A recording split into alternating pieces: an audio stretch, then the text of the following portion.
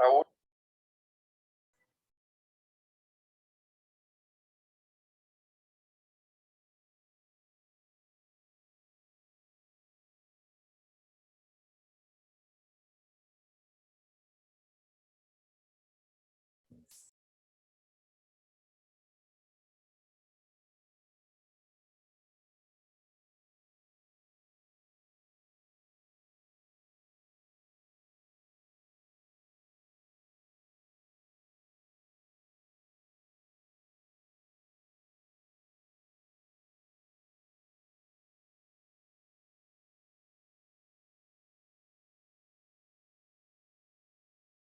Y yo, no, pero la verdad es que también, pues,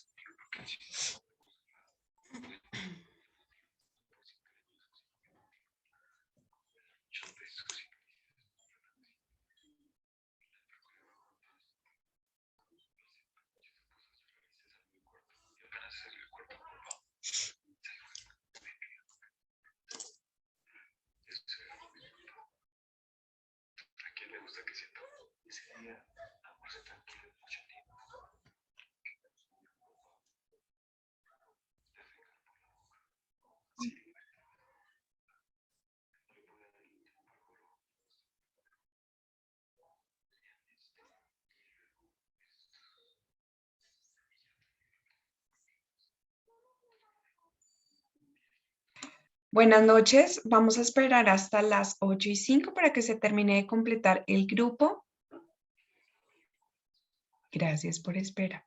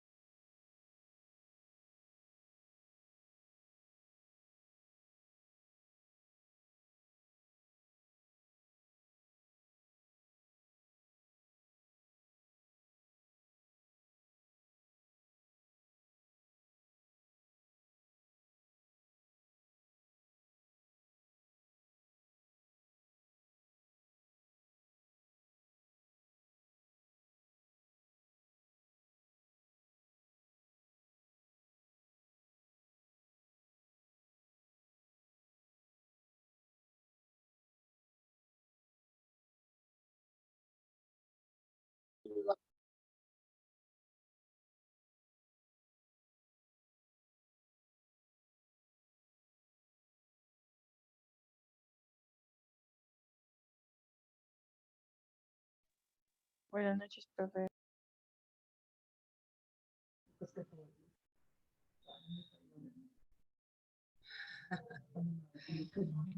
Ay, ay, ay. Buenas noches, profe. Buenas noches, compañeros. Buenas noches, profe. Buenas noches, chicos, ¿cómo están? Les dije que iba a esperar hasta las 8:05 más o menos para que se completara el grupo.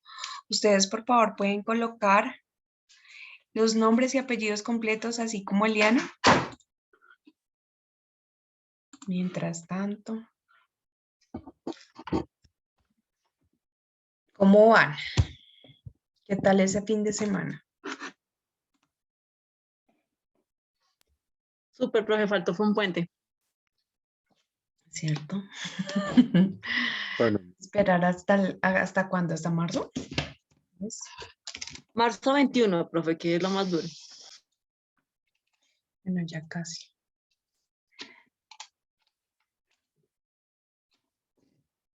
Bueno, en un segundo.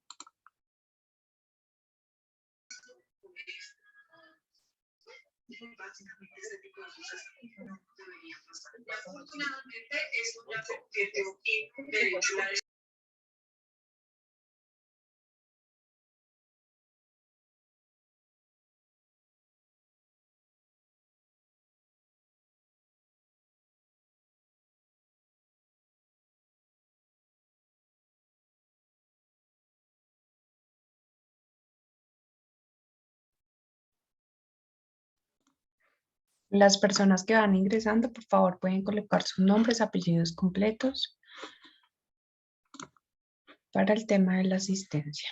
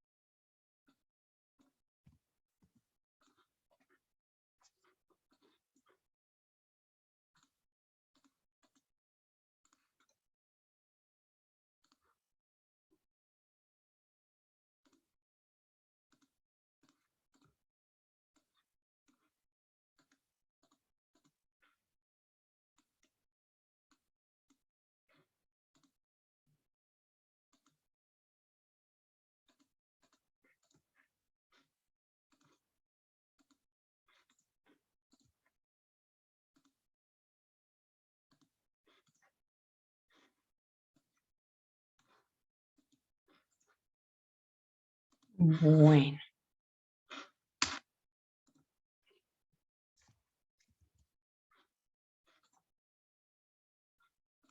Las personas que van llegando pueden colocar, por favor, sus nombres, sus apellidos completos.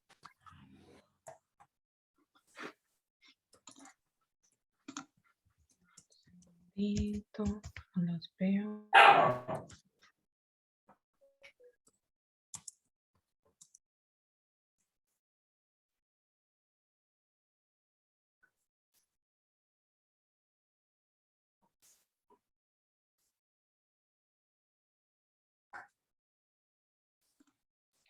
Bueno, yo les había dicho que esta semana les iba a comentar cómo iban distribuidos los grupos. El día miércoles les hablo bien sobre la rúbrica cuantitativa y los parámetros a tener en cuenta en la propuesta final, más específicamente en la parte oral. Sin embargo, pues quería compartirles esto para que se vayan alistando. Así va a ser la distribución de los grupos. Entonces, quiero saber si ustedes están de acuerdo con esto. Para el día lunes que va a ser la clase, hasta medianoche recibiría la propuesta escrita. ¿Por qué? Pues porque tendría que tener yo tiempo también para empezar a leerla para el día martes, ¿sí? Entonces, esto aplicaría pues para todos y tener tiempo para prepararme yo también en la argumentación de ustedes y en la contraargumentación. Lunes 7 de febrero sería hasta medianoche el recibimiento de la propuesta escrita a través del correo electrónico. ¿Están de acuerdo? Sí, no, manita arriba, manita abajo. Cuéntenme ustedes.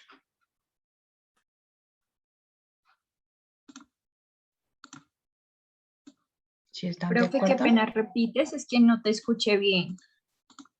¿Me están escuchando ahí mejor? Sí, profe. Sí, Bueno, señora. les decía que ese es el cronograma de fechas para la última semana. Les voy a hablar de los parámetros y todo esto ya, yo creo que el miércoles, cuando estemos todos en clase en el salón, pero quería adelantármeles para que ustedes también prepararan con su grupo y no hacerlo tarde. El lunes 7 de febrero yo propongo recibir ese mismo día hasta medianoche, es decir, hasta las 12, hasta las 11:59 de la noche del lunes 7 de febrero, la propuesta escrita a través del correo electrónico. ¿Están de acuerdo?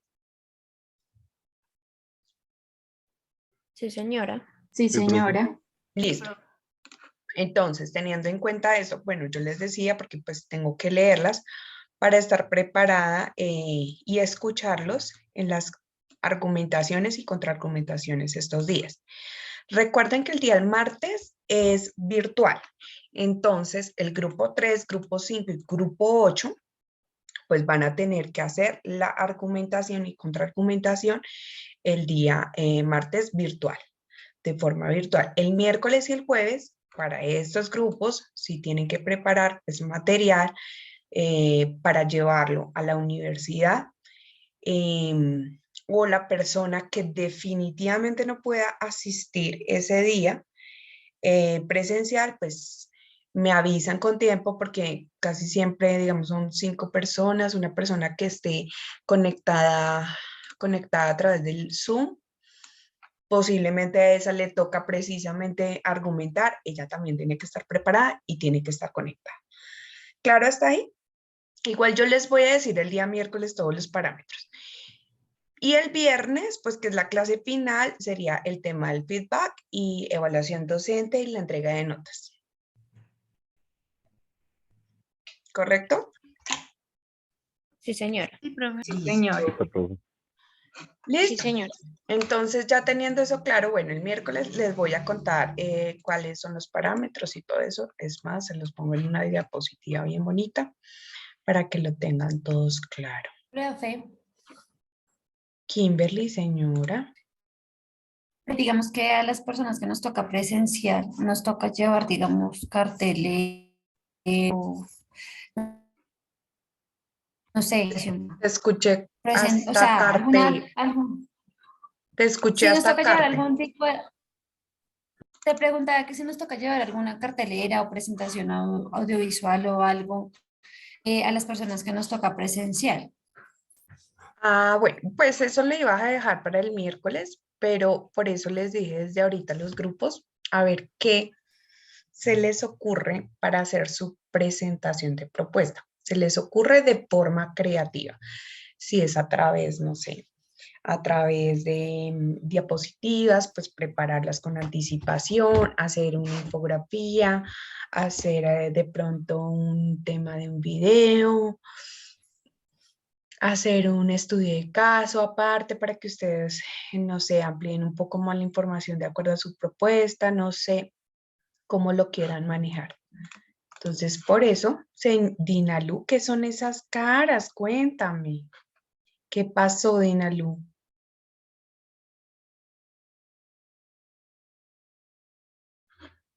¿Están de acuerdo? ¿Qué día le tocó a Dinalu? A ver, yo miro. Señorita Dinalu.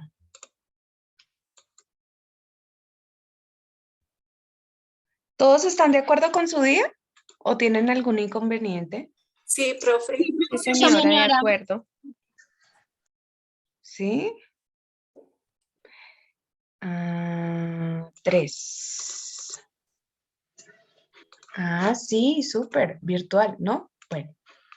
Bueno, entonces empecemos de una vez con el tema de hoy. Yo voy a cerrar la camarita como siempre, porque esta mañana volví y me presentó problemas. Ay, no, esta no es.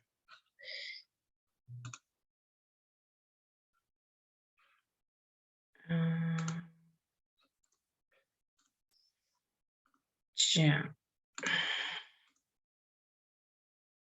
No me aparece el archivo. ¿Ya todos la pueden ver? Sí, profe. Listo, perfecto. Sí, señor.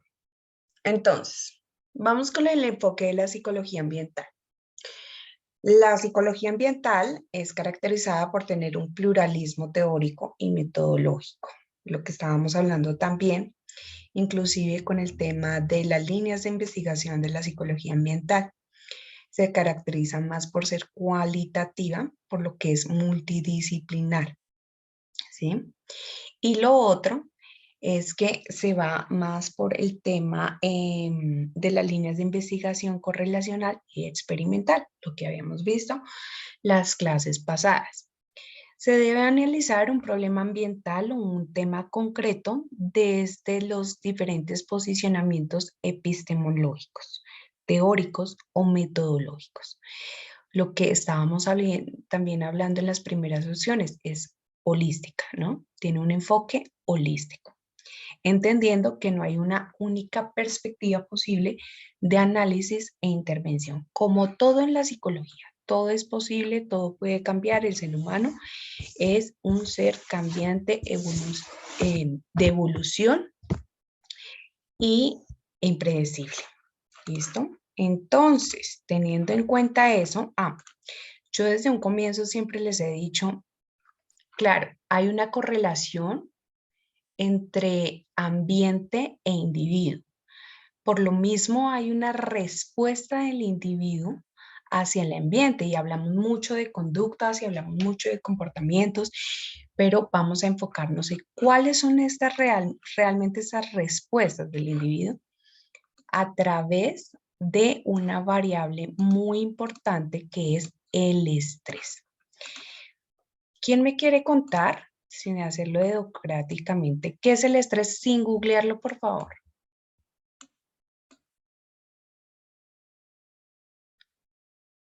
Nadie. Es el estrés, es la tensión ¿Quién entre está dos hablando? fuerzas. Alejandro Cuervo. La tensión es como la tensión que se ejerce entre dos fuerzas. Va por ahí, muy bien, señor Alejandro. ¿Alguien más está hablando? Profe, yo, qué pena. Jessica. Profe, es como la tensión de nervios, digamos hablándolo a nivel fisiológico, ¿no?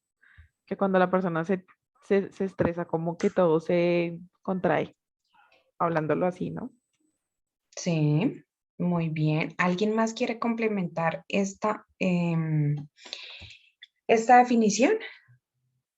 Sí, profe, que es una reacción fisiológica que todos podemos presentar, pero en diferentes niveles. Es decir, que lo que para mí es estresante puede que para la otra persona no lo sea. Y que existen diferentes técnicas para afrontar, digamos que el estrés.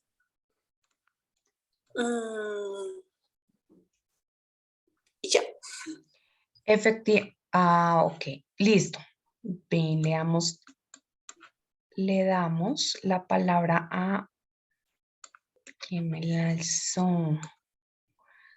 Yo había alzado la mano, profe, pero ya hablé. No, había otra persona. Yo, profe. Marian también y María Isabel, creo, si no estoy mal.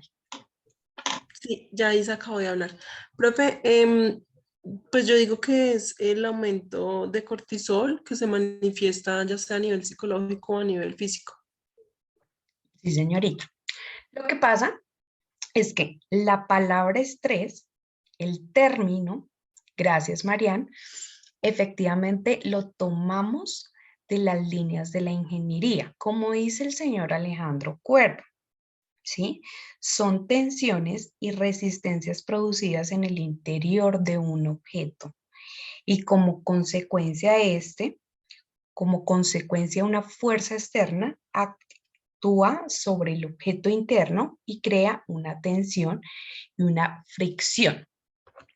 Ya llevándolo hacia la psicología, se trata de una reacción que la persona tiene ante una situación en concreta, en la que presenta un conjunto de variables ambientales cuya disposición e intensidad son percibidas como aversivas para la persona. Esto puede tener componentes, percepciones positivas y negativas, ¿sí? Porque hay personas que perciben el estrés de una forma positiva. Vamos a entrar un poco inclusive al tema de los mecanismos de defensa. Entonces, teniendo en cuenta las respuestas que tenemos de acuerdo a un estímulo específico, tenemos los componentes que señalamos. Señalo aquí como componente fisiológico, componente cognitivo, componente afectivo emocional, componente comportamental, componente sociocultural. Vamos a describirlos cada uno. Sin que me googleen. Voy a hacerlo democráticamente ahora. Marjorie, ¿tú qué crees que es un componente fisiológico cuando hablamos de una respuesta ante un estímulo? Buenas noches, profe. Para mí, el componente fisiológico hace referencia a cómo reacciona mi cuerpo, es decir, mediante la sudoración excesiva, pues en este caso, como estamos hablando de estrés, sudoración excesiva, digamos que hay dolor en el cuerpo, digamos, a mí me pasa en la parte del cuello, la espalda, los hombros, sí, son como esas reacciones del cuerpo en respuesta hacia ese estrés o esa presión que está recibiendo mi cuerpo. Muy bien, perfecto. Creo que no lo hubieras podido decir mejor. Efectivamente, esto se puede inclusive manifestar de muchas formas. Por ejemplo, un dolor de cabeza, en el tema del control de esfínteres, cuando hay una situación aversiva. Hay personas que el control de esfínteres se vuelve algo inclusive pues fácil, pues difícil para ellos, perdón. El tema de, inclusive se les cierra la caja torácica. Hay unas personas cuando tienen miedo o aversión a una situación específica que posiblemente atente contra la integridad o calidad de vida de esta persona. En fisiológicos también tenemos sudoración excesiva, como le estaba diciendo Mayerly. También está el temblor en las manos, hay unas personas que quedan en shock, hay unas personas que quedan, tartamudean, por ejemplo. Dependiendo de la situación, hay un componente fisiológico y esta es una respuesta de acuerdo al estímulo presentado. Ahora, componentes cognitivos. Carolina García.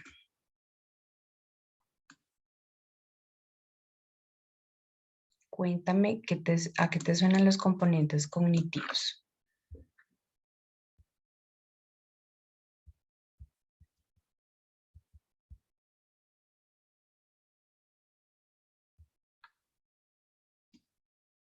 Ok, creo que no está. Carolina. Y raro porque la clase pasada también la llamé y no me respondió. Camila Sánchez. Ya te doy la palabra, Lisa. Ya te doy la palabra, Mayra Isabel. Johan también. Camila.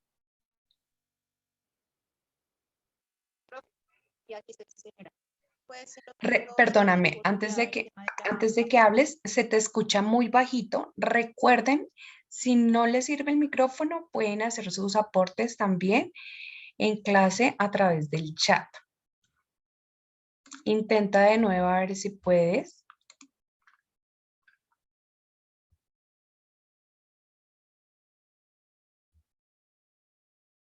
Creo que no. María Isabel. Profe, si no estoy mal, el componente cognitivo sería lo relacionado con los procesos psicológicos superiores, donde estaría, digamos, la atención, la concentración y la memoria, podrían ser. Sí, señorita. Todo el tema de memorización, percepción, atención, comprensión, lenguaje. La parte visoespacial también. Nosotros vamos a emplear un poquito más este tema, creería yo que en la última clase, pero realmente es esto. Son las respuestas que tienen que ver con los procesos superiores, psicológicos superiores, habilidades cognitivas. Johan, complementa por favor este tema. Camila dice memoria, atención. Gracias, profe. Bueno, tenía algo muy similar, pero pues digamos que para tratar de como complementar se podría decir que es como la respuesta de pensamiento acerca de un efecto detonante que es lo que está produciendo el cuadro. Como la manera como se dificulta, digamos, el mantener la atención o como mantener la concentración debido a un efecto detonante que lo produce. Listo. Entonces, materialicemos esto y coloquémoslo en ejemplos para que ustedes puedan hacer analogías en sus esquemas mentales. Entonces, el componente, hagamos de cuenta que están en un banco y entran dos personas a robar el banco, ¿sí? Hay una persona que empieza a presentar respuestas fisiológicas, respuestas a nivel de componentes fisiológicos. Empieza a gritar, empieza a llorar, perdón, empieza a orinarse, empieza a temblar, tiene una sudoración excesiva, tiene un poco de fatiga, empieza también, posiblemente a algunos les pica la piel, eso lo escuchaba hace poco. Hay un componente fisiológico que de los nervios y la ansiedad, a algunos les pica la piel. El componente cognitivo que vendría siendo Mariana, dependiendo de este caso que estamos colocando. Profe, buenas noches. Pues referente a que los componentes cognitivos, como decía la compañera, que vienen relacionados como con procesos mentales, pienso que tiene en ese caso, pues tiene que ver lo que ella desarrolla, que le empieza a picar la piel, que les da vómito, que empieza a gritar, como todo lo que el cuerpo responde a esa reacción de nervios o de la situación por la que el paciente persona esté pasando. Listo, perfecto. Ahí está componentes fisiológicos. Vamos a colocar un ejemplo de componentes cognitivos con esta misma persona.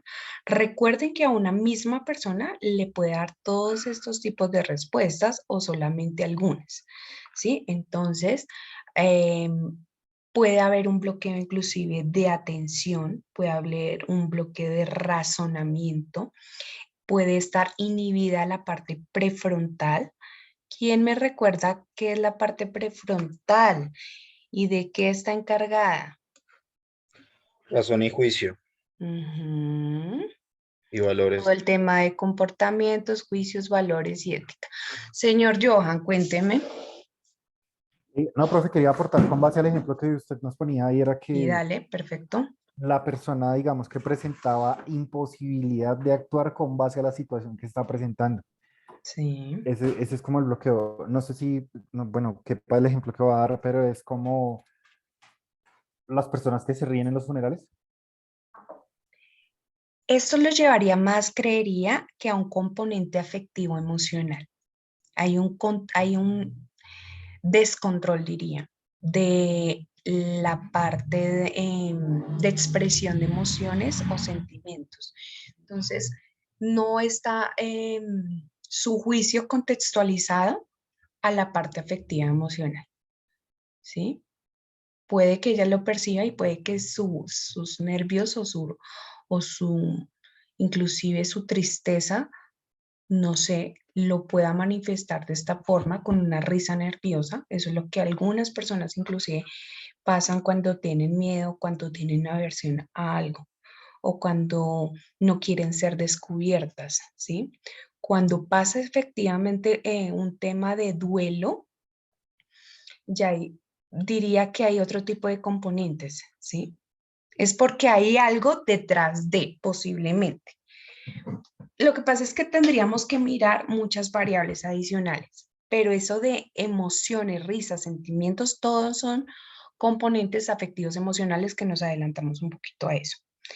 En la parte cognitiva, lo que les estaba diciendo, puede que esta persona haya presentado componentes fisiológicos, pero inclusive esté presentando componentes cognitivos, el tema de la memoria, el tema del lenguaje, el tema inclusive visoespacial, se siente perdido, no se siente ubicado, siente, por ejemplo, bueno, además del temor por su vida, que esa parte sería afectivo emocional, presentaría inclusive un tema también posible de atención. Pero eso se desglosaría y se manifestaría y se vería muchísimo más evidente en el tema componente afectivo emocional.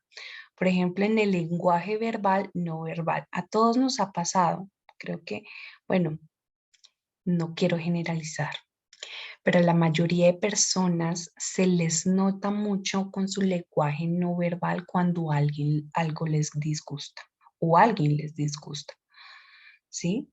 Es casi evidente. Y muchísimo más cuando hay situaciones de estrés, ¿sí? A eso me refiero mucho con el tema afectivo emocional. Entonces empieza a haber un llanto excesivo, empiezan a gritar, se sienten desprotegidos. Hay este componente afectivo emocional. Siguiendo en la línea del ejemplo que estábamos diciendo, ay Luisa, tú me ibas a hablar. Luisa. No, profe, ahorita me surgió como una duda. Tú decías como llorar y eso, pero eso no podría ser como un componente comportamental que se da a partir de ese componente afectivo o emocional, el hecho de llorar. Cuando vamos a los componentes comportamentales, vamos a las conductas y acciones del individuo como tal. Y ahí es cuando podemos decir, pues el llanto puede ser fisiológico porque realmente tus lágrimas están saliendo físicamente de tu cuerpo o la acción como tal, al parecer corresponde a un componente comportamental. O la parte de tristeza y miedo profundo pertenece a un componente afectivo emocional. Ok, gracias, profe. Ahí hay un tema. El llanto, lo que les digo yo, se manifiesta físicamente por un componente afectivo emocional a través de un componente comportamental. ¿Sí? ¿Soy clara? Pasemos a los componentes comportamentales, ya que Luisa habló de los componentes comportamentales. Entonces, si estábamos hablando de acciones, a ver, Nicole, hola Nicole, buenas noches. Hola, profe, buenas noches.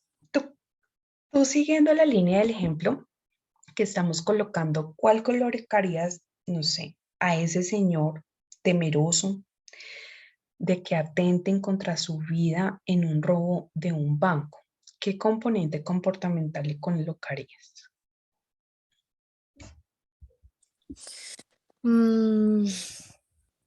Comportamental, bueno, no sé, de pronto, es que no sé si puede ser fisiológico también si la persona se desmaya en el momento. Fisiológico. Ya, claro, hay una acción, pero es como realmente el cuerpo responde a este estímulo y es desmayándose. De hecho, yo tengo un ejemplo muy cercano. Bueno, pero eso se los iba a colocar más adelante. Bueno, el ejemplo era así y realmente fue una situación que pasó. Estaba en un edificio que tiene más o menos 20 pisos. Yo iba bajando del piso 13 al piso sexto, si no estoy mal, sin que me acuerde. Y pues ustedes saben que el ascensor se meten muchísimas personas que, bueno, y cuando hay por pisos varias oficinas, varias empresas de gente que uno no conoce, pues habíamos como unas 5 personas de oficinas diferentes. Cuando iba bajando del 13 al sexto, paró más o menos en el noveno y se trató pues no descolgó del todo, pero se paró completamente el ascensor. Hubo una persona que al parecer era claustrofóbica, digo yo, porque esta persona realmente salió de control, se desvaneció, inclusive volvió en sí como al medio minuto. Estaba muy mal, se veía físicamente muy mal, emocionalmente muy mal, tenía todos esos componentes, diría yo, involucrados en su respuesta a verse paralizado el ascensor, ¿sí? Y mucho más porque no obteníamos respuesta del exterior. Como hay otras personas que lo toman muy diferente. Y ahí viene también un componente importante, el componente sociocultural, lo que les he dicho. No es lo mismo una persona que responda a un estímulo viniendo de una crianza, viniendo de un desarrollo, viniendo de una historia, de costumbres, creencias, religiones muy diferentes a, no sé, voy a poner un ejemplo, Pasto y Barranquilla. Son regiones totalmente diferentes y no estoy diciendo que necesariamente vayan a responder de una forma diferente. Pueda que respondan de una forma igual, pero hay componentes socioculturales que van a hacer que este individuo tenga una percepción individual y una percepción totalmente diferente de la vida, de sus respuestas y de cómo se desarrolla en ella. ¿Claro hasta ahí el componente social? Sí, Sí, profe. Listo. Entonces, teniendo en cuenta estos 5 componentes, vamos a ver el síndrome de la adaptación general de Selye. El síndrome de la adaptación general de Selye aplicado al estrés se basa en la respuesta del organismo ante una situación de estrés ambiental distribuida en 3 fasecitas. La primera fase de alarma es cuando el individuo recibe directamente el estímulo. Volvamos otra vez a ese señor que está padeciendo en ese robo de banco. El primer momento en el que él se da cuenta que posiblemente su vida está en riesgo y se siente amenazado, va a ser esa entrada a la fase de alarma. Y cuando empieza a tener este tipo de respuestas, componentes físicos, fisiológicos, cognitivos, afectivos, emocionales, comportamentales, socioculturales, es donde va a estar en esta fase de alarma. Cuando él va a empezar a manifestar y a desarrollar toda esta serie de alteraciones que alcanzamos a ver y lo predispone para enfrentarse a esta situación determinante pues, de estrés. Claro, la fase de alarma, para empezar con la fase de resistencia, es muy fácil. La fase de resistencia vendría siendo cuando el cuerpo y el individuo realmente, lo meto al cuerpo también porque estamos hablando de temas fisiológicos, median entre sí para que haya una negociación mediante entre sí para que haya una negociación y una adaptación a esa nueva situación de estrés. Entonces, si estoy llorando, si estoy nervioso, no es que me esté resignando a que me maten, pero voy a nivelar mi comportamiento, voy a nivelar estos componentes, ¿sí? Es como, yo lo llamo como un contar hasta 10 y volver otra vez en sí, ¿sí? ¿Esto claramente disminuye las respuestas que antes vimos? Sí.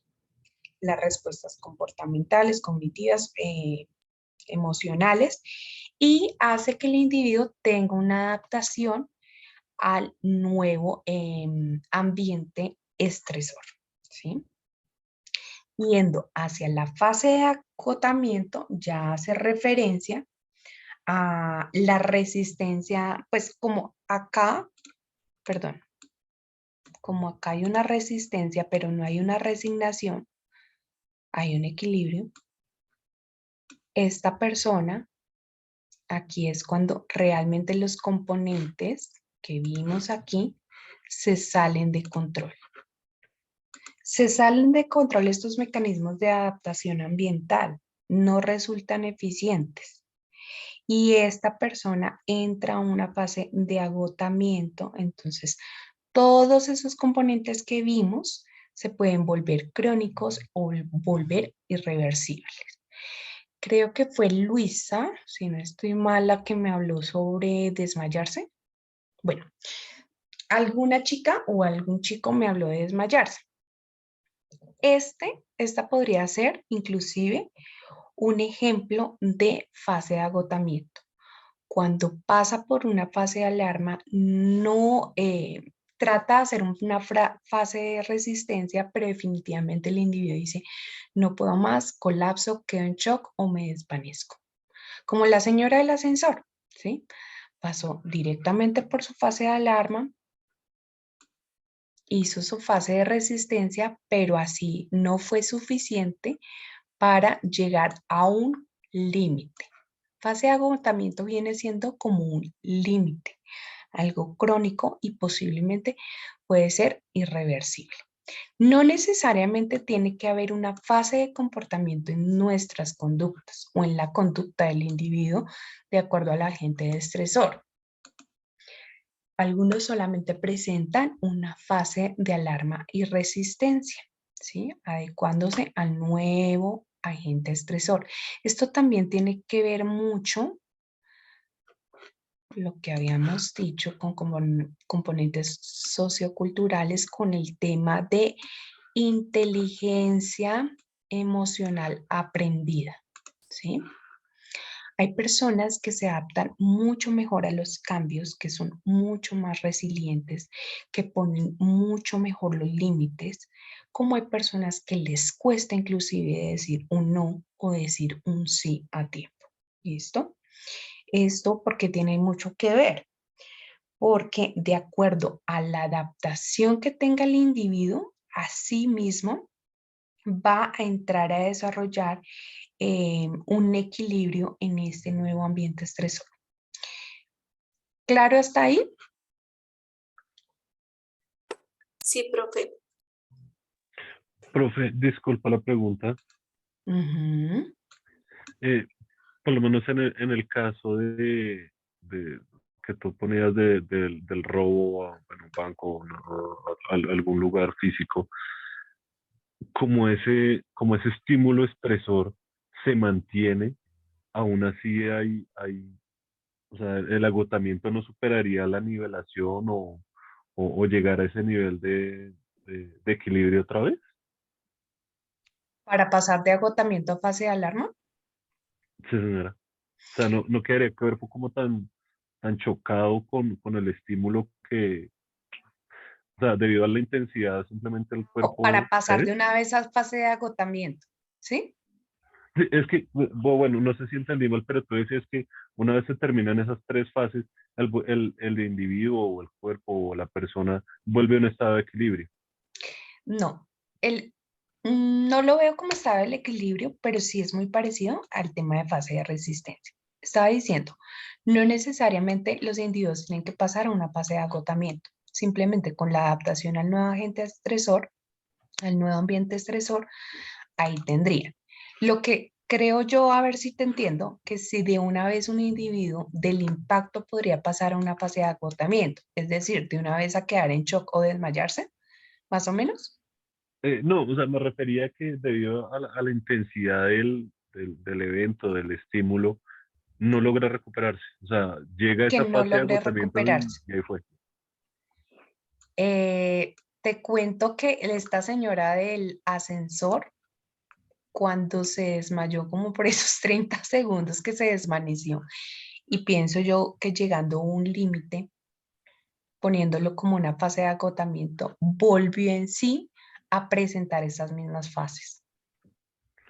Porque inclusive recuerdo, pues no sé, estos videos que más de una vez hemos visto todos en redes sociales, de las personas que se montan en montañas rusas y se desmayan, vuelven a abrir los ojos, se vuelven a desmayar y es un ciclo que no Sí, termina. es así, igualito, igualito, igualito, sí señor, así, tal De cual. manera, eso también genera un estrés postraumático y cierto tipo de Genera un estrés, patología, pero ¿cierto? entonces esto ya saldría de las fases porque sería, nos iríamos a los trastornos, a Oh, trastorno de dale, estrés profe. postraumático. Sí, señor. María Isabel, creo que me estaba Es alzando la que, manito. es que sí, profe, iba a hablar también de que al culminar estas 3 fases, ya se pasaba, digamos, al estrés postraumático, pero como ya lo habían tocado, pues baje la manita. Sí, hay personas que no desarrollan ciertas secuelas ciertas secuelas al trauma, es decir, posiblemente un estrés postraumático. Como hay personas que sí, que hay que tener en cuenta lo que les digo yo, como componentes fisiológicos, cognitivos, afectivos, emocionales, comportamentales, socioculturales. ¿Sí? Eso depende mucho también. No sé si hace poco, bueno, eso se ha visto, en Bogotá se ve tantas cosas, pero hace poco vi una noticia de una chica que entrevistaban en Soacha peleando con el agresor que le había tratado de robar su bicicleta. Y el agresor tenía cuchillo y todo, o sea, se veía muy peligroso. Se veía realmente que podía atentar contra la vida de ella. Y ella definitivamente, como si no hubiese cuchillo, empezó a enfrentarlo a plena luz del día. Claro, la gente al ver esto, pues empezó a apoyarla mucho más. Pero eso inclusive nos ha pasado a nosotros mismos o nos han contado, que uno sin querer planear esto, entra a un comportamiento casi muy primario, muy desde el prefrontal, pero inhibido totalmente. Y sin conciencia alguna empieza a defenderse. Es un mecanismo de defensa de realmente que está muy en el inconsciente, dirían los psicoanalistas, pero se puede manifestar de esta forma sin ni siquiera planearlo, ¿sí? Por ejemplo, cuando dicen, no, es que lo mató por una rabia, ¿sí? Y tenía tan inhibido el tema del juicio, tan inhibido el tema de la moral, de la conducta, de la buena conducta, que se dejó llevar por la situación sin ni siquiera pensar. Entonces entrevistan al señor y dicen, no, no, pues es que realmente no sé qué pasó. No pensaba en ese momento, ¿sí? Esto también tiene que ver con las bases del síndrome de adaptación de Selke. Entonces, viendo tantos ejemplos de fase de alarma, fase de resistencia y fase de agotamiento, quiero escuchar a Vanessa. Vanessa, dame un ejemplo donde se vean evidenciadas estas 3 fases, por favor. Hola, profe. Hola. Un ejemplo. Sería... Es que no sé si entendí bien, pero no sé si en la fase de alarma sería como cuando se ve, ¿cómo decirlo? De pronto, como cuando ya se evidencia físicamente también la respuesta, en este caso, del estrés. ¿Cómo? Como lo que estamos Disculpa. viendo ahorita. Dime. Es que no te alcancé a escuchar bien. ¿Todo? Sí. Por favor, ¿me podrías repetir? Sí, es que como pasó el avión. Ok. Bueno, pues estaba diciendo que no sé si entendí bien, pero digamos en la fase de alarma sería como cuando ya se evidencian todas las, no sé si decirlo como sintomatología, que de lo que vimos ahorita, como la parte fisiológica, conductuales y demás. No sé si como cuando ya está ahí en el punto máximo, por decirlo así, como que explota. En resistencia. En resistencia, yo no sé, pero creo que vendría siendo cuando, pues, ¿cómo decirlo? Es que no sé cómo decirlo. Sería como cuando ya los síntomas, o sea, están y se sabe que están, pero es que no quiero decir controlar, pero más o menos así lo entiendo. Se adaptan. Exacto. Sí, algo, sí. Sí. Y la de agotamiento, si no la entiendo, profe. ¿No entiendes la de agotamiento? No. La de agotamiento es cuando realmente la persona no puede lograr esa adaptación al nuevo ambiente estresor y llega a un límite de todos estos componentes que entonces puede que se presente con un descontrol de la conducta, con un descontrol en la parte fisiológica, con un descontrol en la parte cognitiva, etc. ¿Listo? Si ustedes no entienden, profe, un ejemplo podría ser, Lady Ordóñez dice, profe, un ejemplo podría ser cuando un perro nos va a atacar. Nos va a atacar, entonces empieza que fase de alarma, luego fase de resistencia y posiblemente, dependiendo de la persona, fase de agotamiento. Tocaría mirar bien toda la situación como tal, pero sí, Profe, siempre yo se diría que unió. en un accidente, ¿no? Cuando uno choca a alguien, no sé, o Uy, sí, yo creo que total. ahí entran esas Cuando tres uno alas choca de a todo. alguien o cuando lo chocan a uno. Yo creo que más que todo cuando uno choca a alguien, cuando uno tiene un accidente y es como el culpable. Entonces, Sí, sí, es un poco más consciente de la situación. Sí, no lo toma tan de sorpresa, pero cuando a uno lo chocan, podría aparecer también estas fases. Sí, señor. Lorena. Profe, pues no sé si estoy mal, pero bueno, yo la asocio, digamos, más con la salud. Digamos que en la fase de alarma lo asociaría con un dolor de cabeza sencillo, simple. En la fase de resistencia, pues ya sería cuando pues esa persona se da cuenta que tiene el dolor de cabeza y trata de remediarlo con medicamentos, y ya con la fase de agotamiento es cuando definitivamente ni el reposo ni los medicamentos le sirven. Y se convierte en una, ¿cómo es que se llama? El estrés. No, en una migraña. Exacto, sí, señor. Sí, sí. Pasa de dolor de cabeza a migraña.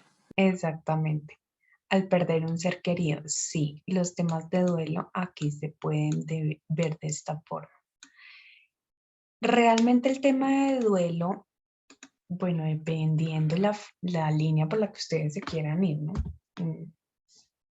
Pero el tema de duelo en adultos y en niños se trata de una forma un poquito diferente. En adultos se trata de que ellos sientan el dolor, empiecen a hacer paulatinamente actividades de las que solían ser, empiecen a sacar los recuerdos físicos, materiales, psicológicos con un proceso muy llevado con su psicólogo, ¿sí? O con un familiar muy cercano. Cuando la persona esté lista, preparada, puede vender los materiales, las posesiones de la persona que falleció. Esto llevándolo hacia un fallecimiento, ¿no? O duelo de pareja podría ser algo similar. En cambio, en los niños tiene que ser un poco más rápido en cuanto a actividades y enfocarlos a otro tipo de experiencias o situaciones que los hagan salir y no los hagan sumir en esa tristeza que posiblemente, si se alarga más de 6 meses, puede prolongar a una depresión. ¿Sí? Con los niños sí toca empezar a moverlos, empezar a que interactúen con los demás niños, con sus pares, para que este dolor no se enfrasque en ellos y ellos no sepan qué hacer con él, ¿sí? Los adultos a veces reconocen, uno podría decir que los niños reconocen mucho más sus emociones, pero los adultos se les puede llevar y se les puede hacer más consciente ese dolor inconsciente, ¿sí? ¿Me hago entender? Por lo mismo, se puede elaborar un proceso de duelo más paulatino, más volver otra vez a entrar a la, entre comillas, normalidad. Con los niños sí es un poquito diferente. Entonces, con temas de duelo, yéndonos por las fases de alarma, resistencia, agotamiento, efectivamente sí, cuando uno recibe pronto la llamada de que un familiar falleció, empiezan a ver todos estos componentes. O inclusive en un duelo de pareja. ¿Quién me quiere decir o dar un ejemplo cómo sería el duelo? Se los iba a dar, pero quiero que ustedes hablen. A ver, quiero escuchar a...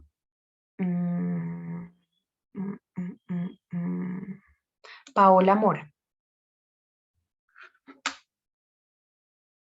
Hola, profe.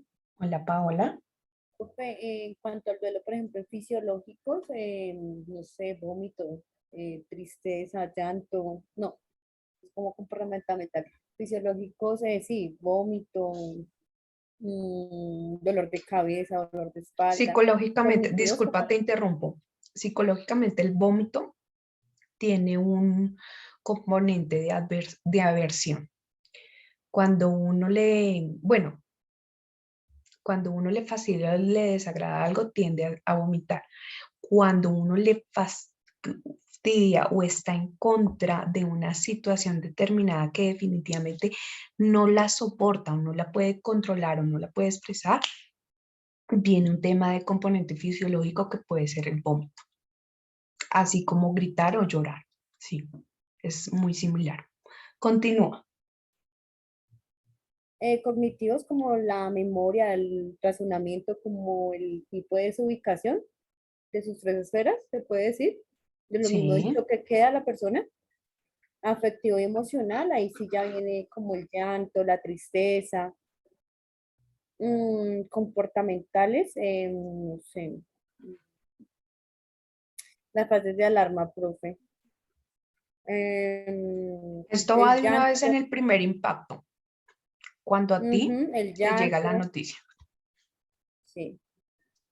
El llanto, la tristeza, la resistencia, no sabría.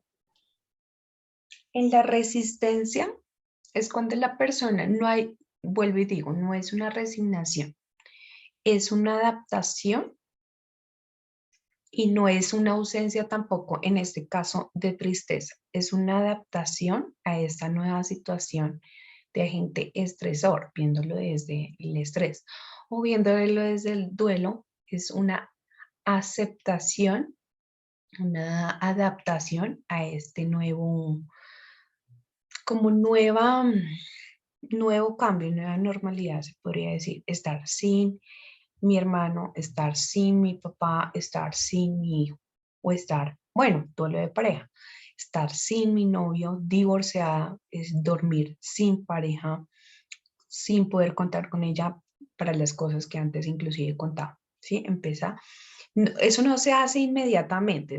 Cuando hablé, por ejemplo, del caso de este señor que fue robado, ¿sí? Que fue hipotético, claro, es muy, muy rápido y muy tangible todas estas fases.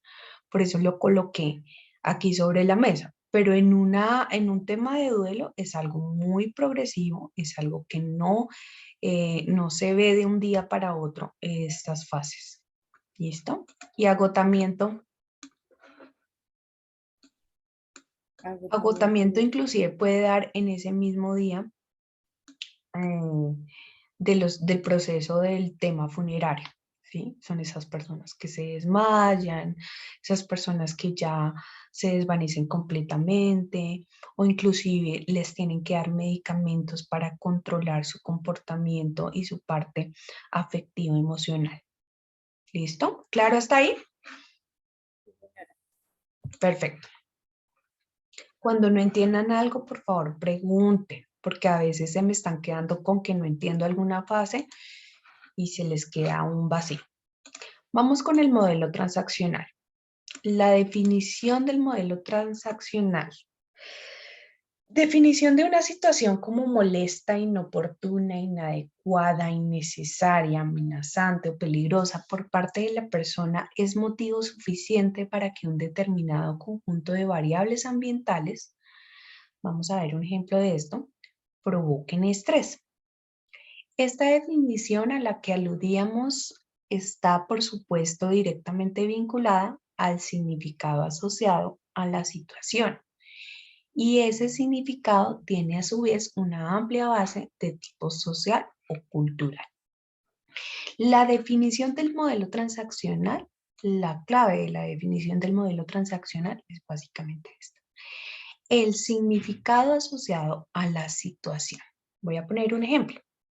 Esta misma persona que está en un duelo de muerte de un familiar cercano. Aquí están en la funeraria o están en el cementerio. Y aquí vamos a poner una situación, una variable que va a ser el ruido, el sonido. ¿Sí? Puede ser cualquier canción que ustedes se imaginen. Cualquier canción. Hay dos factores. O esta persona definitivamente va a decir, está fuera de contexto, está cómoda vivienda esta música, no viene al caso, viniendo de una situación específica como es la muerte de un familiar cercano.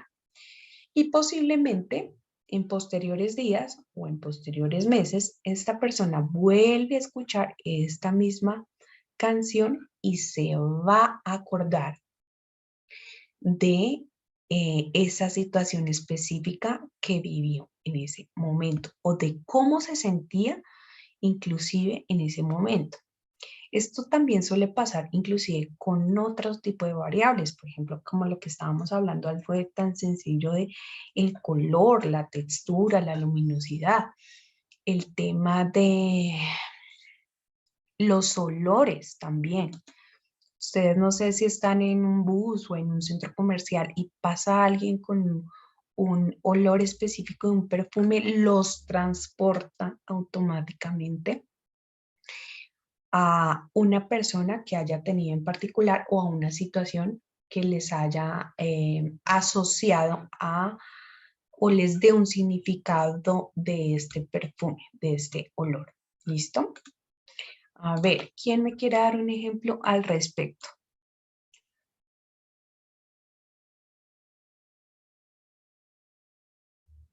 Enia. Enia, no Sí, te he profe. escuchado hoy. Acá estoy. De acuerdo a lo que dije de modelo transaccional, ¿cómo podrías poner un ejemplo? Con la variable que tú quieras o inclusive con el sonido, el ruido. Pues es que ahí tengo una pregunta. Bueno, no sé si este ejemplo sea muy, no sea. Por ejemplo, pues mi familia es protestante y pues a ellos cualquier cosa que no sea literalmente pues de la iglesia como que les incomoda, ¿no? Les parece mala o de alguna forma pues no les gusta. Entonces, no sé, por ejemplo, mi mamá está en la sala y escucha o bueno, mi mamá no, X está en la sala y escuchan de pronto el ruido de un camión o música de afuera y ya de una vez para ellos es como un estrés demasiado tonto para una persona que de pronto está acostumbrada a escuchar ese tipo de música constantemente, ¿no? Y sí es. Sí, tiene mucho que ver. Recuerden esto. El significado también está asociado con bases sociales, culturales, o en este caso, como tú lo estás diciendo, religiosas. ¿Sí? Pues digamos, eso pasa al contrario cuando escuchan música cristiana, pues digamos, yo también la he escuchado, pero normal. En cambio, como que en ellos se evoca algunas memorias muy íntimas y hace que automáticamente ellos lloren o se exalten mucho.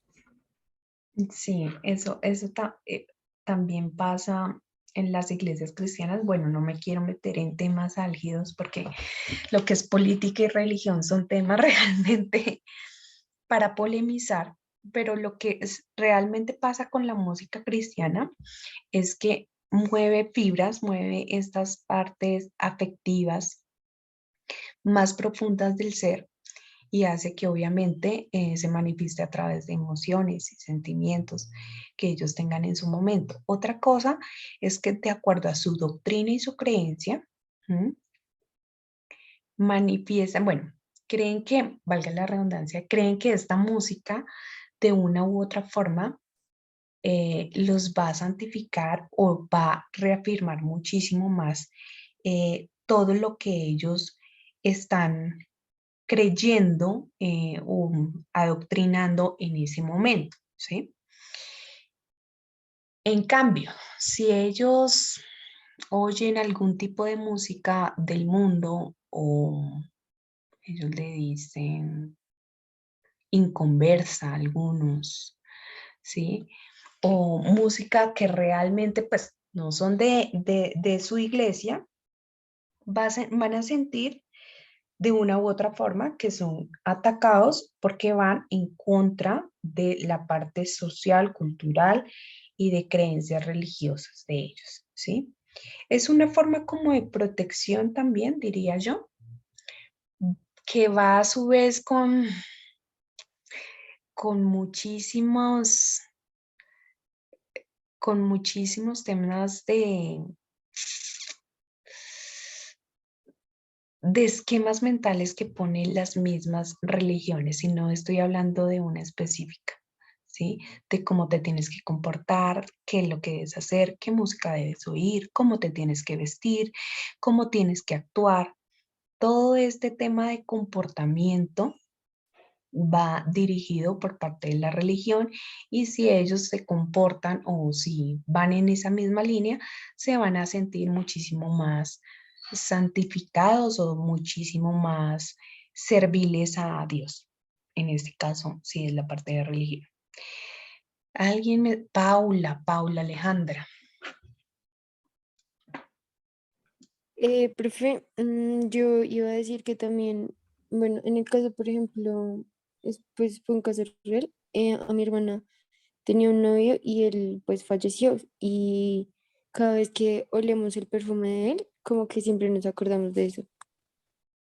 Sí, sí, no, pues pasa esto con novios, con abuelitas, con papás, las mamitas con, no sé, las que han experimentado el olor del recién nacido, ¿sí? Uno como mamá, eso es algo que lo marca y es inolvidable y sabe cómo olía su bebé cuando estaba recién en días de nacido, ¿sí? Y eso sí también pasa con otras variables. Por ejemplo, los temas de el clima. Hablábamos mucho de los países nórdicos, ¿sí? Que tenían que tomar suplementos, ¿sí? El clima tiene mucho que ver con una asociación y un significado de alegría, de vida, de totalmente lo opuesto a depresión, de alegría, de felicidad. Y el estar sin sol por muchos meses o por muchos días o por muy poquitas horas de tiempo en el día va a traer un significado un poco más de depresión, un poco más de ansiedad, de fatiga, de cansancio, de estrés. ¿Listo? Esas son variables que se pueden adecuar al modelo transaccional. Aquí también podemos ver, y lo voy a poner como un ejemplo, de cómo ese mismo estímulo lo puedes escuchar y le puedes dar un significado positivo o negativo al mismo tiempo. Ahorita hablamos de muchos ejemplos que de una u otra forma tienen un significado ya estable, ya sea positivo o negativo. Por ejemplo,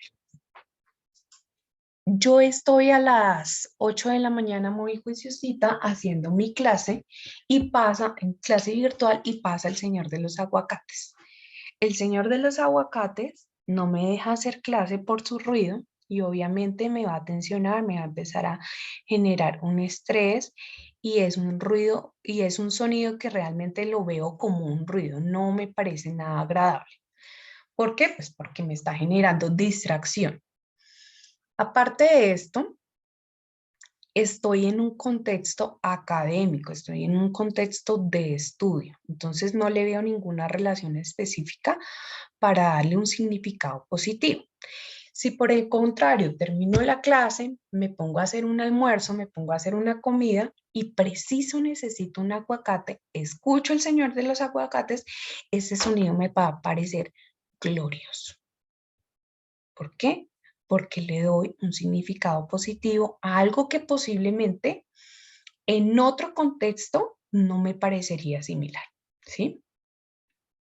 ¿Claro hasta ahí? Estas dos Sí, posturas del modelo transaccional. ¿Quién me está hablando? Alguien me habló, un chico.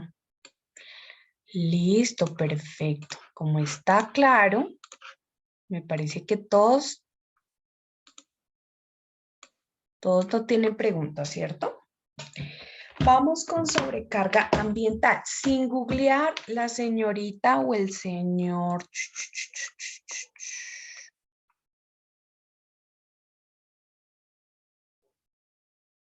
Diego, yo no te he escuchado hoy. Diego, para ti, ¿qué es sobrecarga ambiental? Pero buenas noches. Buenas noches. Bueno, sobrecarga es como sobrecargar. Es como la acumulación, o sea, como la sobreexposición de algún elemento en medio de algún ambiente. Sí, por ahí va el tema. Alguien alzó la... Gracias, Diego. Profe, ahí iría de pronto mucho cuando digamos, llegan especies invasoras a un medio, digamos, sobrecarga ese medio y lo que hace es afectarlo, ¿no? Cuando son especies invasoras. Lo que pasó, lo que está pasando con los rinocerontes de Pablo Escobar, allá en Doradá, algo así, profe. Que los quitaron de su ambiente, de su ecosistema natural. Pero ellos sobrecargaron un ambiente que no es de ellos. Y lo que están haciendo es matar absolutamente toda la fauna y flora de ese ambiente, ¿no? Sí, pero plaga. ¿Quién está hablando? ¿Quién habló? Yo, Kimberly, profe. No te entendí, Kimberly.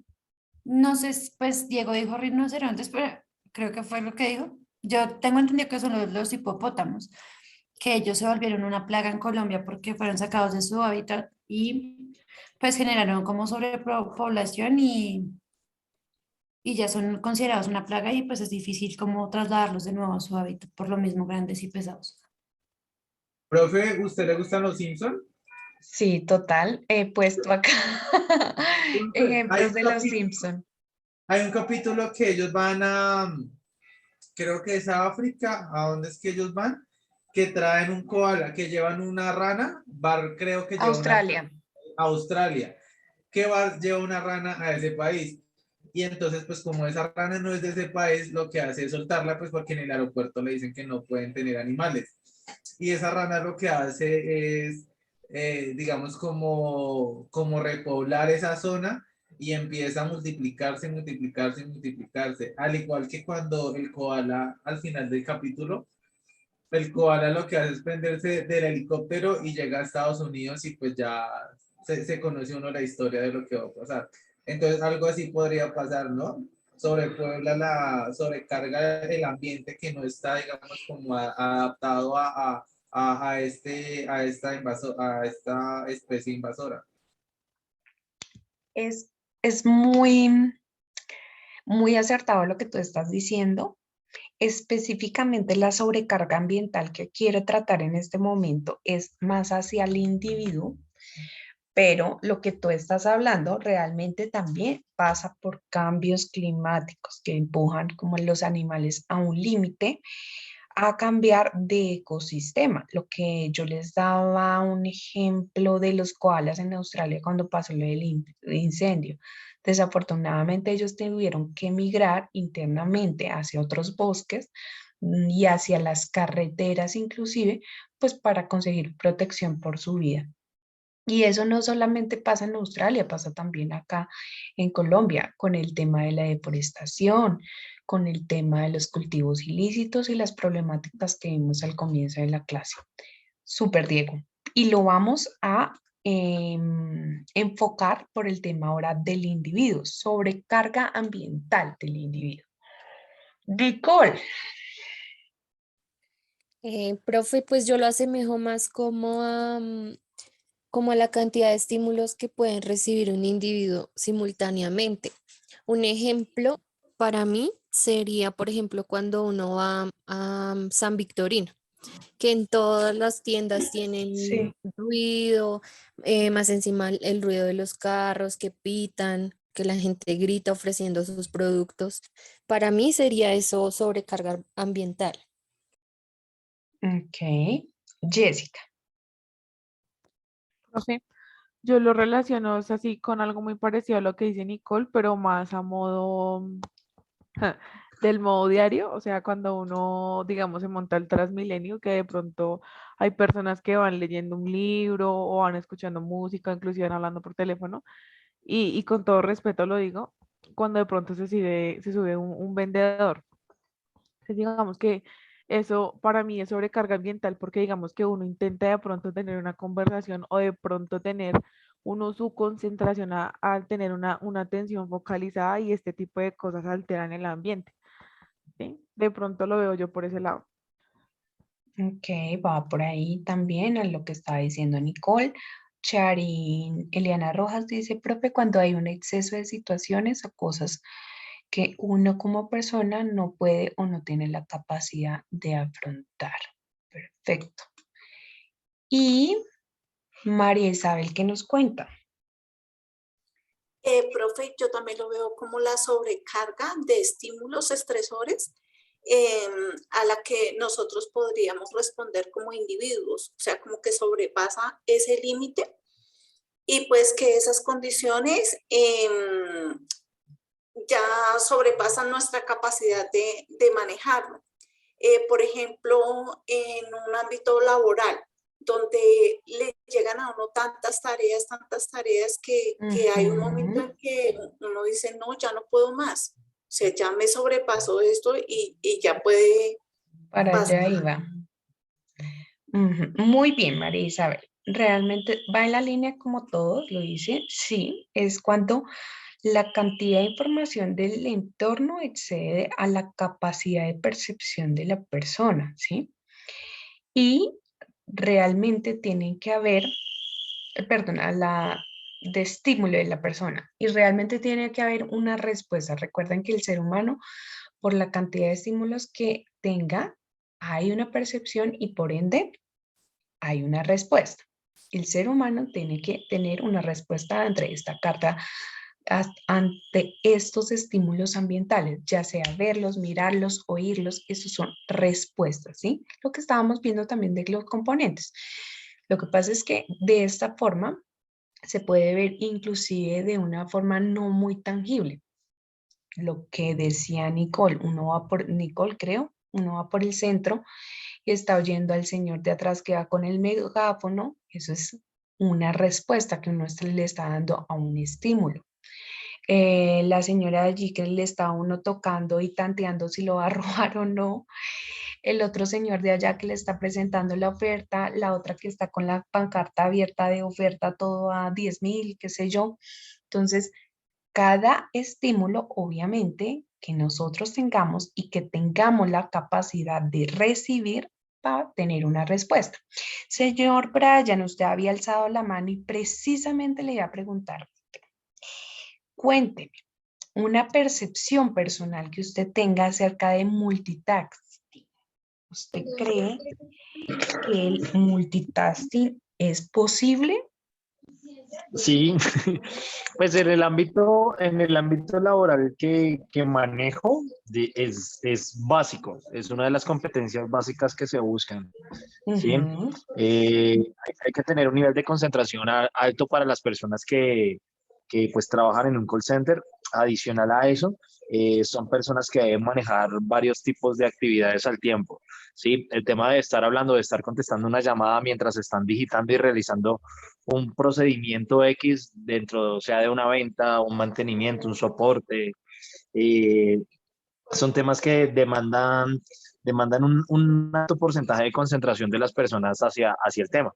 Y sobre ello, pues todo el tema general de poder realizar varias tareas al tiempo. Por ejemplo, a título personal, yo soy una persona que normalmente dentro de la gestión estoy en reuniones todo el tiempo.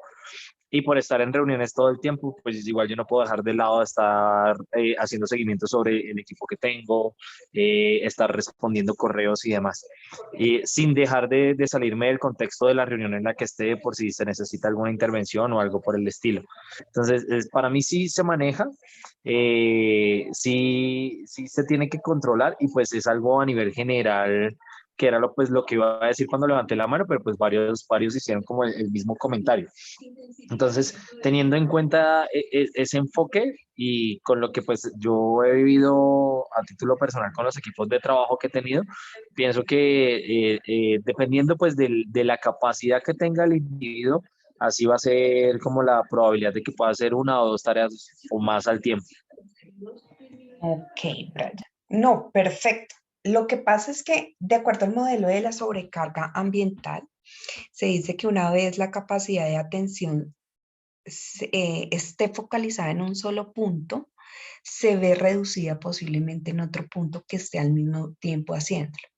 Entonces, como tal, la atención, según el modelo de sobrecarga ambiental, va a estar en un solo foco, en un solo estímulo, para dar respuesta a un solo estímulo.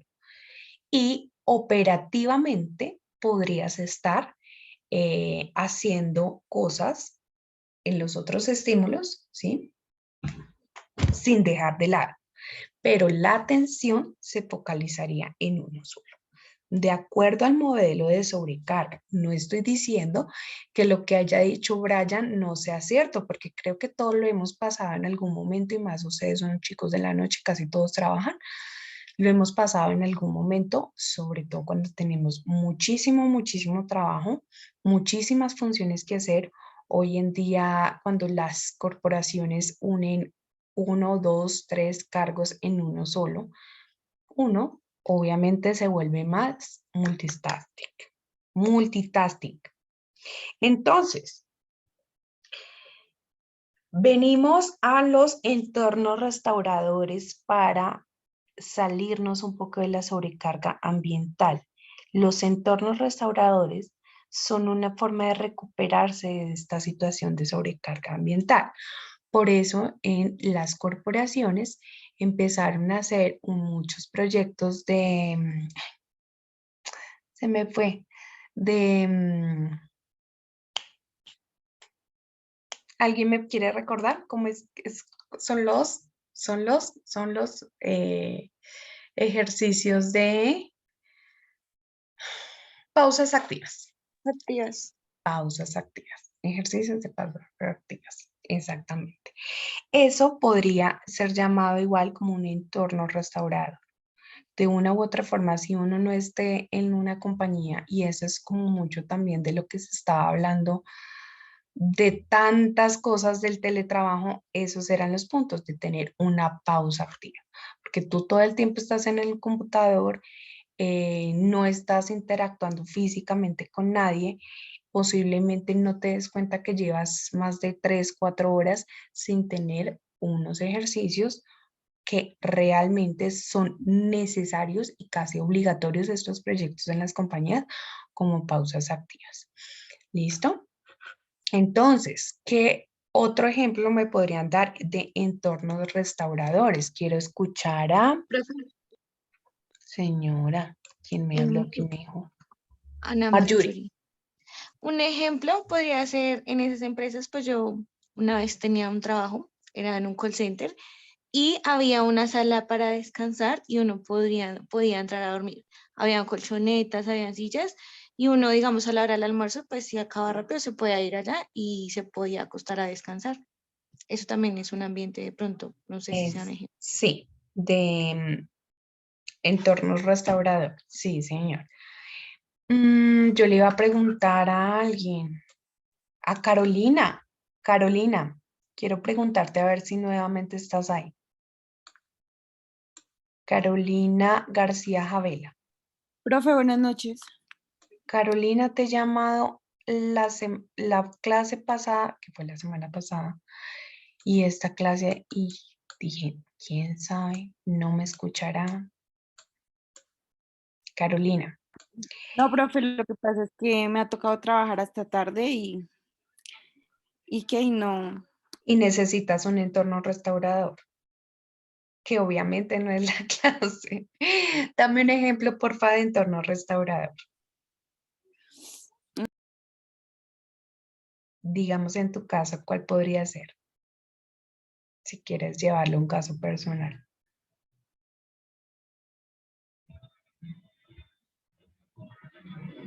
Julián, mientras Carolina puede Profe, participar.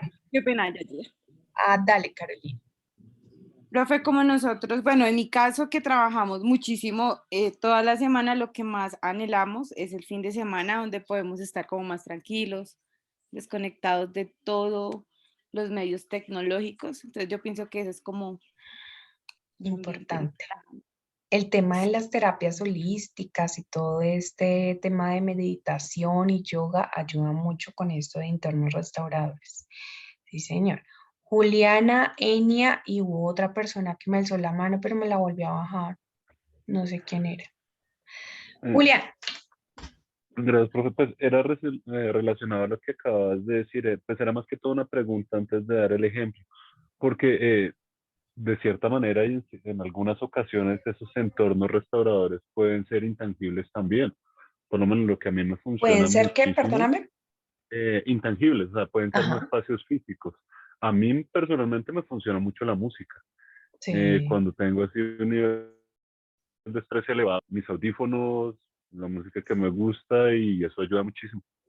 Muy bien, muy bien. Hay personas que tienen personas específicas y los ven como entornos restauradores. Eso me acordó mucho lo que dice Julián, ¿sí? De ahí viene mucho que hay personas que te recargan y te llenan de energía, como hay otras que son vampiros de energía. Nos estamos metiendo en temas holísticos, pero realmente se siente. Enia. Pues no sé, yo lo llevo algo, creo que es parecido, por ejemplo, las fechas, las mamás de por sí cuando es el Día de la Madre o el cumpleaños y esto, pues digamos que los entornos o los roles cambian y ellas pues siento, ¿no? Que como que se recargan de energía en ese tipo de fechas o las personas en general, cuando de alguna manera contribuyen o hacen algo en pro de esa persona, creo que se vuelve restaurador de alguna forma. Sí, la verdad, las madres tenemos poco tiempo de entornos restauradores, pero algún espacio miramos. Sí, señorita. Entonces, pasemos a, acá no está, pero se llama deprivación ambiental. Sin googlearlo, cuénteme al señor Daniel Bayona, ¿a qué le suena eso de deprivación ambiental?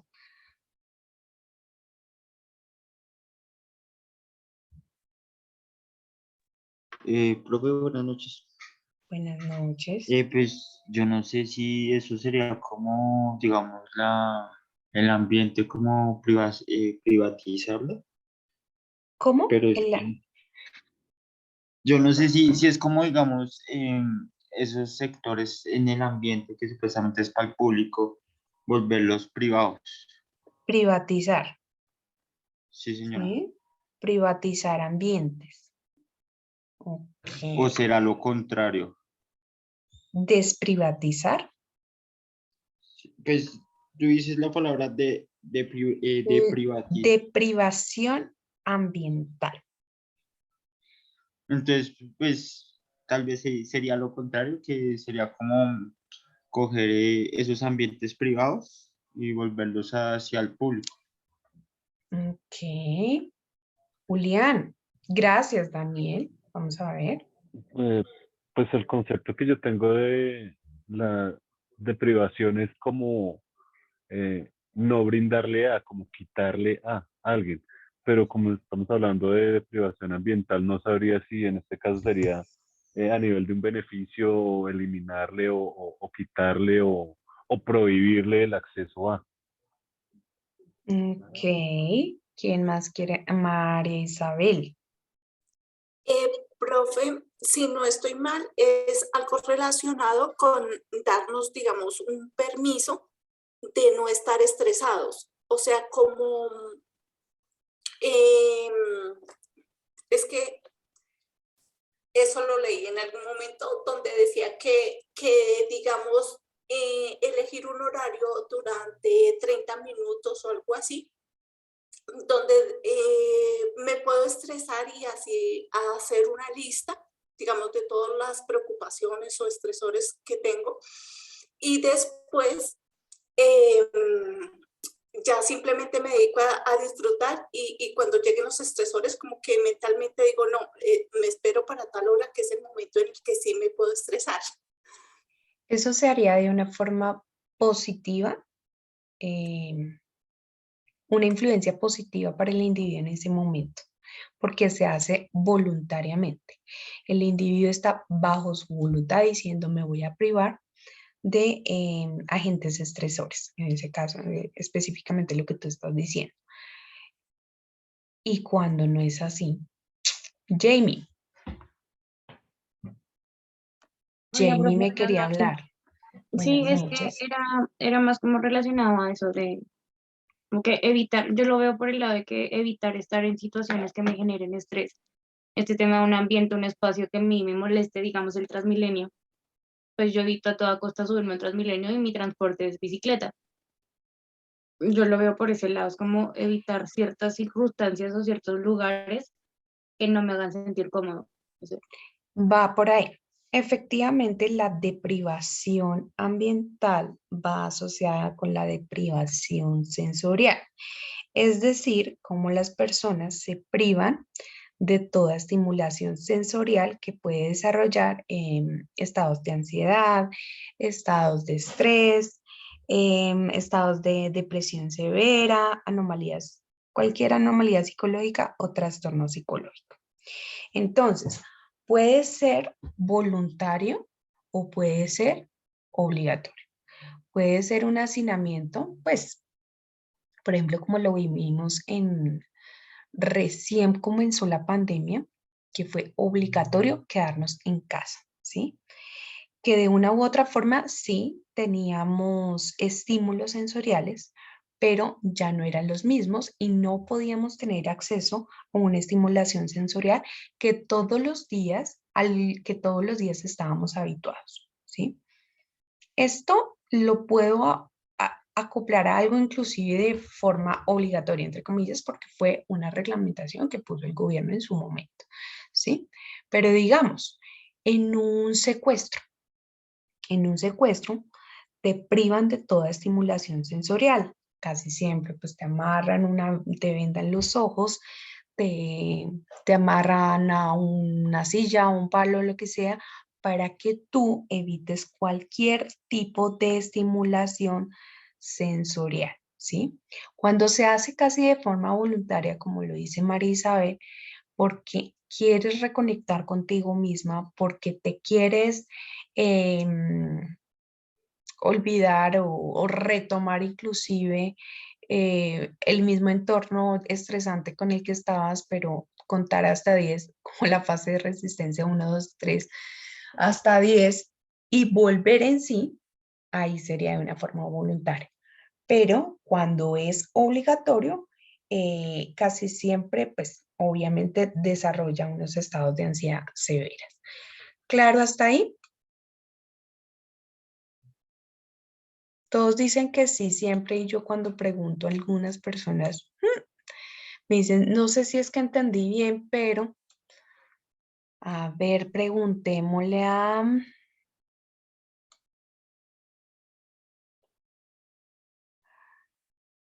la señorita Elizabeth, no le he escuchado hoy. Elizabeth, dame un ejemplo de privación ambiental, por favor. Profe, pues a mí me suena como evitarlo, como abstenerlo. En un ejemplo, ¿cómo sería? Eh,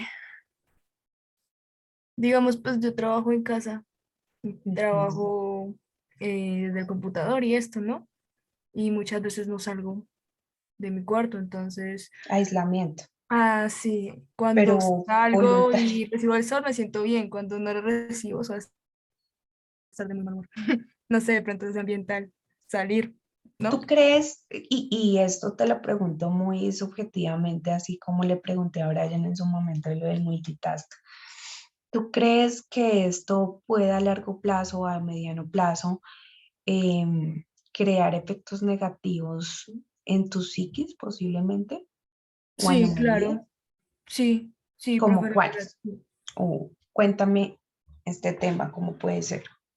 Digamos, el aislamiento y más, digamos, del ambiente, incluso de lo social y todo esto, em, siento que a veces genera muchos cambios en mi humor, ¿sí? Y digamos, es raro porque, digamos, paso toda una semana trabajando, no salgo de mi casa, ni siquiera de mi cuarto, y digamos, el fin de semana salgo y recibo el sol y Dios mío, es como volver a sentirme bien, sí, como volver a empezar. Entonces vuelvo con toda la siguiente semana que viene. Si fuera así, digamos, por ejemplo, como unos 2 meses, yo creería que mi estado de ánimo estaría terriblemente afectado ya. Pasa muy similar al ejemplo que estábamos diciendo en los países nórdicos. Es algo Ajá. parecido. Sí, y además que pues, profe, yo soy una persona que le gusta mucho el solecito, yo soy de tierra caliente, entonces no recibirlo pues también me afecta. Y Por eso pues procuro recibirlo a veces en la sala, que cae un poquito de sol en las Ujú. mañanas, y eso me hace sentir bien, me da energía para iniciar mi día. Muy bien. Recuerden que eso obviamente de una u otra forma ayuda mucho a la salud mental de uno, ¿sí? Con todo esto del COVID, pues obviamente, por las razones que ustedes saben, la psiquis y los trastornos psicológicos y los temas depresivos, pues ha llenado de citas full el tema de psicología y psiquiatría en las EPS, en las medicinas prepagadas, el tema con la ARL también. Enia, señorita Enia. Yo había pensado que parte de los efectos que podría generar el confinamiento es, por ejemplo, que alguna persona desarrolle o se le refuerce una agorafobia. Yo soy una persona que personalmente me da un poco de pánico las multitudes y cuando empezó todo el encierro muy fuerte, yo sentía un poco más reforzado el salir de mi casa, pues también por el tema, digamos, del virus, como, y más porque pues yo tengo asma, entonces como que yo decía, o sea, como que esa ansiedad en mi mente se reforzó mucho más y yo antes era de no estar en mi casa, o sea, no me gustaba mucho estar, me gustaba más salir, ahora pasa lo opuesto, como que me gusta más estar en la casa y aunque no es un efecto que uno podría llegar a decir negativo porque es una decisión, siento que digamos para, por ejemplo, una persona que tenga que, no sé, trabajar afuera, porque pues yo trabajo desde mi casa, sí podría repercutir en algo negativo porque le empieza a afectar otras áreas de su vida que hacen parte de su desarrollo. Entonces, ese era como mi aporte. Esto no es lo mismo, no tiene que ver con el tema de privación ambiental, pero lo que dijo Enia es muy similar al tema de las mamitas primerizas versus COVID, el grupo que tiene esto. ¿Por qué? Porque pues al tener un tema que impacta directamente en la salud mental y en la salud física de una mamita gestante y de un bebé recién nacido, empiezan a derivarse inclusive trastornos y fobias como el TOC, el tema de la agorafobia, tiene mucho que ver con lo que dijo ella, para que por favor lo tengan en cuenta. Todas las anomalías psicológicas que se derivan de estar en hacinamiento, ¿ok? Entonces, teniendo en cuenta esto y que mañana tenemos parcial, lo voy a dejar hasta ahí, porque quiero hacer un tallercito de este tema para que no se me pase y quede muy claro. Sin embargo, estos temas entran desde el parcial, entran en el parcial de mañana y el miércoles vamos a trabajarlo en clase con el nuevo tema también. Yo, aprovechando que casi todos están conectados, quería decirles que colocaran a las personas que hacen falta los nombres, los apellidos completos y quería otra vez compartirles dónde está el archivito. Momento, acá está. Yo creo que no todos lo alcanzaron a ver. Este archivito, donde está el cronograma de fechas por grupos. ¿Listo? Acordamos que la propuesta escrita va hasta medianoche del lunes 7 de febrero. Acordamos que el día martes, que es clase virtual, comienza el grupo 3, grupo 5 y grupo 8. Acordamos que el miércoles y jueves presentan estos grupos. Miércoles grupo 1, grupo 6, grupo 9, jueves grupo 2, grupo 4, grupo 7. Y el viernes, que es la última clase, el tema del feedback, evaluación docente y entrega de notas. Entrega de notas importante. ¿Listo? Entonces, cerramos hasta aquí la clase de hoy. Hoy salimos un poquito más temprano, así como les gustó a ustedes. Descansen, mañana tenemos parcialito, van a entrar todos los temas del segundo corte. Para las personas que no me han enviado la propuesta, creo que todavía tienen tiempo, ¿sí? Si no estoy mal, creo que sí. Y el tema de la propuesta, no, el tema de la infografía. La infografía o el cómic, creo que todavía tienen tiempo. Ay, yo iba a preguntarles disculpa. a ustedes. Señor. Para la de la infografía, tú has dicho mañana medianoche límite, ¿cierto? Sí, yo dije mañana medianoche. Okay. Sí. Listo. Sino que les iba a decir otra cosa. Infografía parcial, propuestas, y lo dejamos para el 7. Creo que no. No, el miércoles, antes de que hagamos el taller, por favor, conéctese en temprano para que hablemos sobre los parámetros y la rúbrica cuantitativa. ¿Listo? Para que todos les quede muy claro qué es lo que se va a calificar en la clase, en las propuestas orales. Bueno, entonces eso es todo. Que tengan una linda noche, que descansen. Nos vemos mañana. Gracias, profe. Buenas Que esté noches. bien. Gracias, profe. Gracias, profe.